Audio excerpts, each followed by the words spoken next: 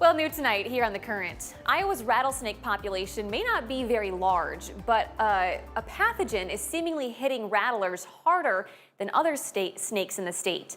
It's why the Iowa DNR has been trying to study this fungal pathogen to see what's happening. We have DNR veterinarian Rachel Ruden joining us now here on The Current. Rachel, thank you so much for being with us. What is a fungal pathogen? Sure. So fungi are things like molds to mushrooms, so things that we're all really familiar with. In the veterinary world, we usually think of fungal pathogens as opportunistic, meaning you need a primary kind of disease or a reason that the animal's immunocompromised to get that kind of fungal invasion. But as we're seeing in the past couple of decades on the wildlife disease side, there's several pathogens that are primary pathogens and they're fungi. So things like chytrid in frogs, white nose syndrome, famously causing declines in our native bat species. And then this more maybe lesser known pathogen called ophidiomycosis, which affects snakes. Okay. Well, when people think about rattlesnakes, they might not think of Iowa typically. What does the state's population look like right now?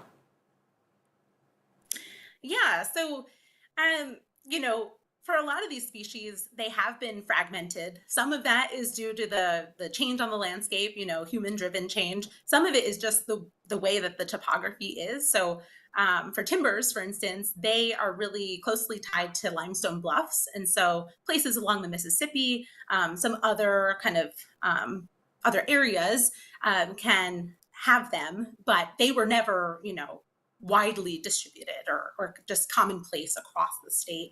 And so where they can occur in abundance, but there are all kinds of things that can be causing declines, which is why we started this research project looking at ophidiomycosis. Yes, certainly, Iowa's rattlesnake population has seen huge declines in numbers over the last few decades. A lot of human involvement there, a lot of loss of habitat with the loss of a lot of timber throughout Iowa. And that's why we really can't reveal where you're doing this study. Can you explain that? Yeah, so with some of our, snakes oftentimes are maligned, so they're not everyone's cup of tea. So, there can be more aggressive or hostile interactions on the people side. But then also, with limited populations, we want to protect their locations so that they're not, collected and entered into the pet trade and things like that as well. They have enough to deal with without us kind of being another factor there. Seriously. And part of what they have to deal with is this new pathogen. So what is it actually doing to the rattlesnakes that you're finding? Yeah, so ophidiomycosis, it tends to be something that causes skin lesions. So these are grossly visible lesions on the snake. It affects actually lots of different snakes. So rattlesnakes and other vipers may be more vulnerable because they have those pits on their face, famously, where they can sense uh, prey moving around on the landscape. And so that's a place that the fungus can kind of nestle in and take up occupancy.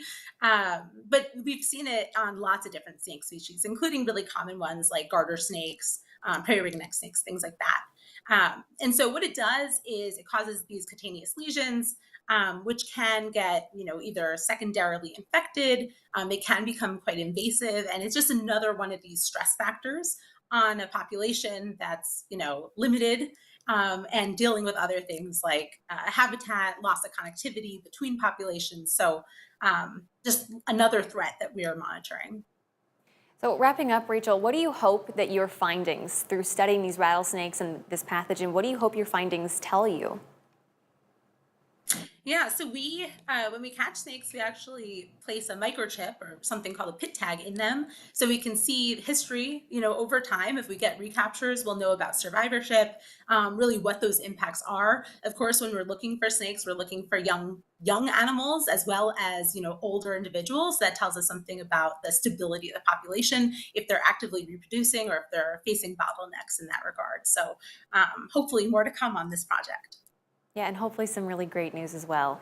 Rachel, thank you so much for your time today, and best of luck as you're out there tracking down these rattlesnakes. Thank you. If you guys at home want to share this story, we have our online version up at WQAD.com underneath the As Seen on TV tab.